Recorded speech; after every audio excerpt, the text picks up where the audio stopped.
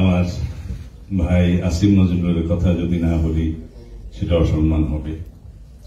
দাদা দেবপ্রিয় ভট্টাচার্য আছেন, বড় ভাই বুদিউল আলম মজুমদার আছেন, প্রায় সময় আমার সাথে ঝগড়া হয়, এবং ইফতেখার সাহেব আছেন। আর যাদেরকে আমি সামনে থেকে দেখতে পাচ্ছি, অত্যন্ত নির্যাতিত একজন মানুষ আমার ভাই শহীদুল আলম সাহেব, এবং পলিটিক্যাল লিডার হিসাবে আমি আজকে সবার শেষে সম্বোধন করছি, সেজন্য লিডাররা আমার ওপর নারাজ হবেন না, কারণ আজকে অর্গানাইজারদেরকে আগে সম্বোধন করেছি। জনাব জুনায়েদ শাকি, বাংলাদেশের অহংকার জনাব নাহিদ, আমার ভাই মঞ্জু এন্ড আদার্স। যদি কেউ বাদ পড়ে থাকেন আমাকে আবারও ক্ষমা করবেন। আসসালামু আলাইকুম। যারা আজকে অংশগ্রহণ করেছেন তাদের অনেকের সাথে আমার আলাপ হওয়ার সুযোগ হয়নি, বাট তাদের মধ্যে প্রতিনিধিত্ব আকারে অনেকেই আমার সাথে কথা হয়েছে, আমাদের সাথে কথা হয়েছে। সংস্কার কমিশনের সাথে তো 3 দিন অনবরত প্রায় 12 ঘন্টা ধরে কথা হয়েছে। এখন যে কথাগুলো মাননীয় আইন উপদেষ্টা বলে গেলেন, তার শেষের দিকের থেকে আমি বটম আপ করে কথা বলি যে সব বিষয় সংবিধানে থাকলেই, একটা সমৃদ্ধ এবং বড় আকারের ভলিউমের সংবিধান হলেই সেই রাষ্ট্র যে উন্নত গণতন্ত্রের অধিকারী হয় না, সেটা অনেক জায়গায় পরীক্ষিত। সেজন্য ওনার কথাই আমি আবার রিপিট করি, অনেকগুলো কমিশন এবং অনেকগুলো আইন এবং অনেকগুলো সংস্কার আমরা পার্লামেন্টের এনাক্টমেন্টের মধ্য দিয়ে নিয়ে আসতে পারি, যেগুলো সময়ে সময়ে সমাজের চাহিদা অনুসারে আমরা পরিবর্তন করতে পারব। সংবিধানে একবার একটা আর্টিকেল সংযোজন হয়ে গেলে সেটা সংবিধান পরিবর্তনের যে বিধান, সেই বিধান ছাড়া আর কখনো সংশোধন করা সম্ভব হবে না। সেই বিষয়টা আমাদের খেয়াল রাখতে হবে। তবে সংবিধান তো ডেইলি পরিবর্তন হয় না, এবং সংবিধান প্রতিনিয়ত প্রণয়ন করা হয় না। গণপরিষদের মাধ্যমে 1972 সালে, যদিও সেই গণপরিষদটা বিতর্কিত, বাট এটা ফ্যাক্টাম ব্যালট হয়ে গেছে, সেজন্য বৈধ। এখন সেই 1972 সংবিধান তো 17 বার পরিবর্তন হয়েছে। সামনে যেটা হবে, আমি আবারও আইনমন্ত্রীর কথা বলি, যে সামনে পার্লামেন্ট নির্বাচন হবে, তিনি বললেন, ধন্যবাদ জানাই, কারণ সরকারের প্রধান নীতি নির্ধারক হিসেবে সেটা একটা অনুষ্ঠানে যখন বলে ফেললেন, সেই সংবিধান, সেই পার্লামেন্ট নির্বাচন, রেকর্ডটা চেক করতে পারেন, আমি রেকর্ড করেছি। তো সেই পার্লামেন্ট নির্বাচিত হলে সেই পার্লামেন্টে পরের অংশ অবশ্য আমি দ্বিমত পোষণ করি যে গণপরিষদের ভূমিকাটা পালন করবে, অবশ্য সেটার সমালোচনা তিনি করেছেন। গণপরিষদ হিসেবে যে ভূমিকাটা পালন করে সেটা অনেকটা জনাব প্রফেসর আলী রিয়াজদের ভাষায় রিরাইটিং অব দি কনস্টিটিউশন, যেখান থেকে ওনাকে বুঝিয়ে আমরা সরিয়ে আনতে সক্ষম হয়েছি। নয়, সংবিধান সংশোধনের মাধ্যমে একই কাজটা করা যায় যদি এটা ন্যাশনাল কনসেনসাস সৃষ্টি হয়। সেটাই তো আপনারা নতুন সংবিধান আনবেন এবং সেই জিনিসটাকে রিরাইটিং করবেন। সেই একই জিনিসটা সংশোধনের মাধ্যমে আসলে অসুবিধা তো নেই। আমার একজন সমালোচনা করেছিল যে পার্লামেন্টকে আমি মাদার অব দি ইনস্টিটিউশন বলেছি, আসলে সেটা মাদার বলি নাই আমি।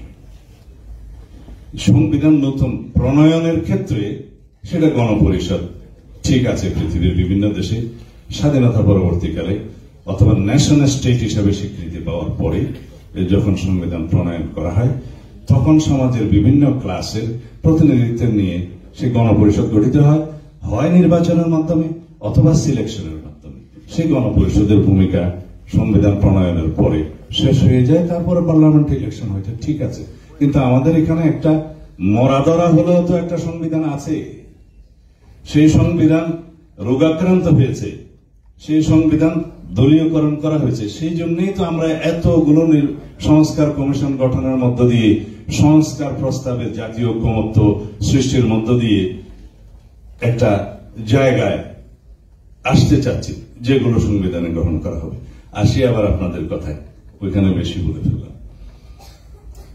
যে প্রস্তাবগুলো আপনারা করেছেন তার মধ্যে আমি দেখলাম 7টা হচ্ছে পলিটিক্যাল পার্টিসদের জন্য প্রযোজ্য আর কি এখানে, আর 2টা রোড ম্যাপ সাজেস্ট করেছে সম্ভবত প্রফেসর আলী রিয়াজদের জন্য, যে কোন পদ্ধতিতে আপনারা এটা সংগঠন করবেন, অথবা বাস্তবায়ন পদ্ধতির জন্য। সেই জায়গায় আমি যাব না, বাস্তবায়ন আগে নয়, আগে যে প্রস্তাবগুলো আছে সেগুলো গ্রহণ করা যায় কতটুকু কি। আমরা বিভিন্ন পর্যায়ে সংস্কার কমিশনের সাথে কথা বলেছি, সমাজের বিভিন্ন শ্রেণী পেশার মানুষের সাথে কথা বলেছি। আপনারা যারা জাতির বিবেক এবং এগুলো নিয়ে আপনারা বিভিন্ন ক্লাসের সাথে কথা বলে আপনারা যে সংস্কার প্রস্তাবগুলো প্রণয়ন করেছেন এবং এই যে সেমিনার আয়োজনের মধ্য দিয়ে সবার মতামত গ্রহণ করার চেষ্টা করছেন, এই উদ্যোগকে আমি স্বাগত জানাই। আমি প্রথমেই যেটা বলা উচিত ছিল সেটা বলি নাই, আবার ক্ষমা চাচ্ছি, যে স্বাধীনতা যুদ্ধ থেকে সমস্ত গণতান্ত্রিক আন্দোলনে শহীদের যে আত্মত্যাগ, তাদেরই আকাঙ্ক্ষাই তো এটা, তাদেরকে স্মরণ করি গভীর শ্রদ্ধার সাথে।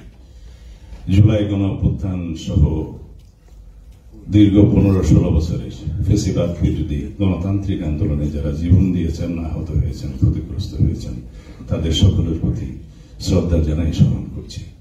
আজকে আমরা এই একই জায়গায় এসে ফেসিবাদ বিরোধী জাতীয় ঐক্যকে আমরা ধরে রাখবো, এটাই আমাদের শক্তি হবে।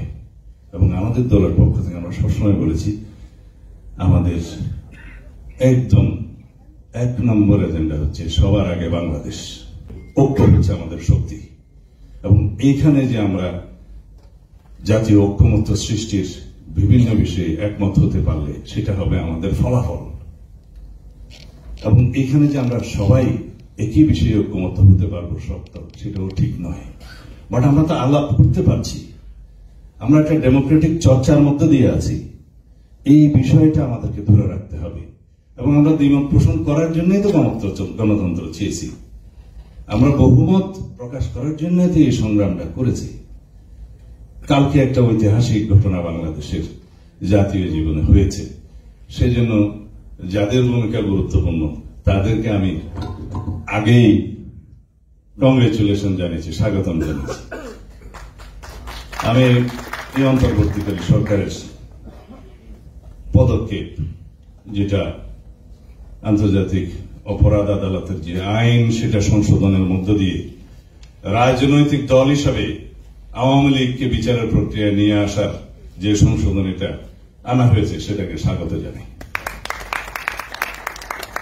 এই দাবি ফেব্রুয়ারির 5 তারিখে দলের পক্ষ থেকে আমি বক্তব্য দিয়ে সরাসরি উত্থাপন করেছিলাম। তার আগে এবং পরে অনেক জায়গায় আমরা দলীয়ভাবে এই দাবি উত্থাপন করেছি, বাংলাদেশের জনগণ চেয়েছে। আমরা ফেব্রুয়ারির 10 তারিখে মাননীয় প্রধান উপদেষ্টার সাথে দলীয়ভাবে সাক্ষাৎ করতে গেলে লিখিতভাবে সেই প্রস্তাব আমরা মাননীয় প্রধান উপদেষ্টাকে দিয়েছি, এখানে আইনমন্ত্রীও ছিলেন।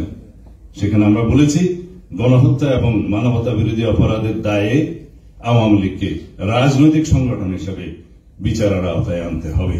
সেই জন্য আর্টিকেল 47 অনুসারে যা কিছু সংশোধনের প্রয়োজন সেটা সংশোধনে আনতে হবে।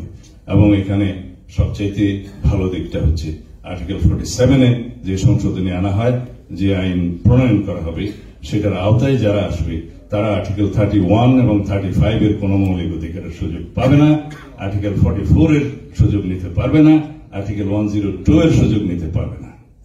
সুতরাং আমি এখনো আইনমন্ত্রীকে অনুরোধ জানাব যে আইনটা যেন সুষ্ঠুভাবে প্রয়োগ করা হয়, যেন ন্যাশনালি এবং ইন্টারন্যাশনালি এটা বলতে না পারে যে এটা সুষ্ঠুভাবে বিচার প্রক্রিয়া সম্পন্ন হয়নি, সেই বদনাম যেন আমাদের না হয়।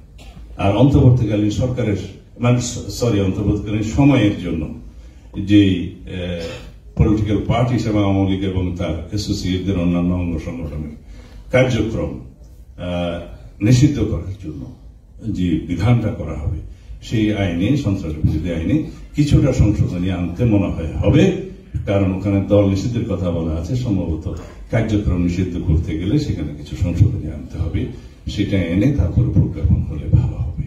এটা হচ্ছে আমাদের পক্ষ থেকে এই জাতির আকাঙ্ক্ষার প্রতি শ্রদ্ধা। জুলাই গণ অভ্যুত্থানের শহীদের রক্তের প্রত্যাশা, আকাঙ্ক্ষা, এদেশের জনগণের প্রত্যাশা যে বাংলাদেশে যেন আর কোনদিন স্বৈরাচার এবং ফেসিবাদের উৎপাদন না হয়।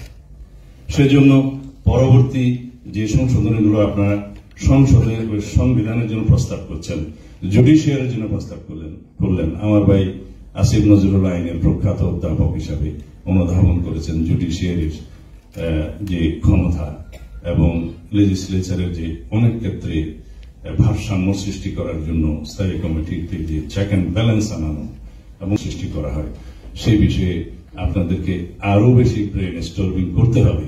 কারণ এখানে যা যা আপনারা বলেছেন এবং লিখেছেন এগুলো পড়তে গেলে অনেক সময় লাগবে। আমরা দেখেছি, তাতে করে আমার কাছে একটা জিনিস মনে হয়েছে, সব দোষ লেজিসলেচারের, সব দোষ এক্সিকিউটিভের, সুতরাং এই দুইটাকে ধরো। এই মানসিকতাটা একটু আমাদের সংশোধন করতে হবে। রাষ্ট্রের মধ্যে আমার সাথে আপনারা সবাই বিদ্বান ব্যক্তি। মন্টেস্কোর সেপারেশন অফ পাওয়ার থিওরির এসেন্সটা কি? ওটা হচ্ছে যে harmonious cooperation in between all the organs of the state. সেই ভারসাম্যটা সৃষ্টি করার চেষ্টা করেন এবং সেই ভারসাম্য এবং কোঅপারেশন, সেই মধুর সহযোগিতা যদি অব্যাহত থাকে তাহলে চেক অ্যান্ড ব্যালেন্সটা এস্টাবলিশড হবে। আগের মতো এক্সিকিউটিভকে ফুয়ার আর বানানো যাবে না, সেটা মানি, কিন্তু জুডিশিয়ারিকে যেভাবে আমরা অ্যাকাউন্টেবিলিটি ছাড়া ছেড়ে দিচ্ছি, সামনের অভ্যুত্থানটা তো জুডিশিয়ারির বিরুদ্ধে হবে। এখনো পর্যন্ত জুডিশিয়ারিতে কারা বসে আছে, তাদেরকে বহাল রেখে 30-32 জন ফেসিবাদের দোষর আমরা ইন্ডিপেন্ডেন্স অফ জুডিশিয়ারি এনশিওর কিভাবে করব? তখন করা হবে সেই জাজেসদের ইন্ডিপেন্ডেন্স এনশিওর করা হবে, যাদের মধ্য দিয়ে ফেসিবাদ তারা আয়ুটা দীর্ঘায়িত করেছে। লোয়ার জুডিশিয়ারির ক্ষেত্রে বলেন, আমরা সব প্রশাসন এবং পুলিশ ক্যাডার সহ বিভিন্ন ব্যুরোক্রেসিতে অনেকের চাকরি যেতে দেখেছি, অনেকের রিটায়ারমেন্টে গেছে, অনেকের ভিতরে অ্যাকশনস হয়েছে, but no one from the lower judiciary. শুধুমাত্র 2000-এর বেশি সাজা দেওয়া হয়েছে রাতের কোর্ট বসিয়ে এই ঢাকা সিএমএম কোর্ট থেকে, হেডেড বাই বিকাশ রায়। আচ্ছা, আইনমন্ত্রীকে বলবো যে বলা ভালো যদি অ্যাকশন হয়ে থাকে, কারণ এই লোয়ার জুডিশিয়ারির যেটা আমরা আর্টিকেল 116 অনুসারে চিফ জাস্টিসের হাতে ইন্ডিপেন্ডেন্টলি দেওয়ার জন্য প্রস্তাব করেছি, এটা আমাদের 31 দফার একটা দাবি। সেটা ইমপ্লিমেন্ট করার আগে এই লোয়ার জুডিশিয়ারিকে ক্লিন করতে হবে, মেসেজ দিতে হবে যে দলীয়করণ, দলখানা, দলদাস বিচারগিরি করলে বাংলাদেশের জনগণের বিরুদ্ধে এবং গণতান্ত্রিক আন্দোলন সংগ্রামীদের বিরুদ্ধে, সাংবাদিক সহ সকল শ্রেণী পেশার মানুষের বিরুদ্ধে যে কোনো রকমের দলীয় ইনস্ট্রাকশনে যদি বিচার কার্য করা হয়, সাজা দেওয়া হয়, তাহলে বাংলাদেশের মানুষ এক সময় আপনাদেরকে অ্যাকাউন্টেবল করবে এবং আপনাদেরকেও you must be brought to the justice. এই কথাটা মেসেজ আকারে দিতে হবে। অনেক কথা বলার ছিল, আপনাদেরও সময় নেই, আমারও যাওয়ার তাড়া আছে, তবে আমার বক্তব্যগুলো শোনার জন্য আমি আপনাদেরকে ধন্যবাদ জানাই এবং কৃতজ্ঞতা জানাই। আমাদের টিমের, আমাদের দলের মানে চেয়ারপারসনের উপদেষ্টা এখানে জনাব ইসমাইল জবিউল্লাহ সাহেব আছেন, উনি কথা বলবেন, বিস্তারিত আপনাদের সাথে থাকবেন। আমি আপনাদের কাছে অনুমতি চাচ্ছি চলে যাওয়ার জন্য, যদি আপনারা ইজাজত দেন তাহলে আমি যেতে পারি। আসসালামু আলাইকুম।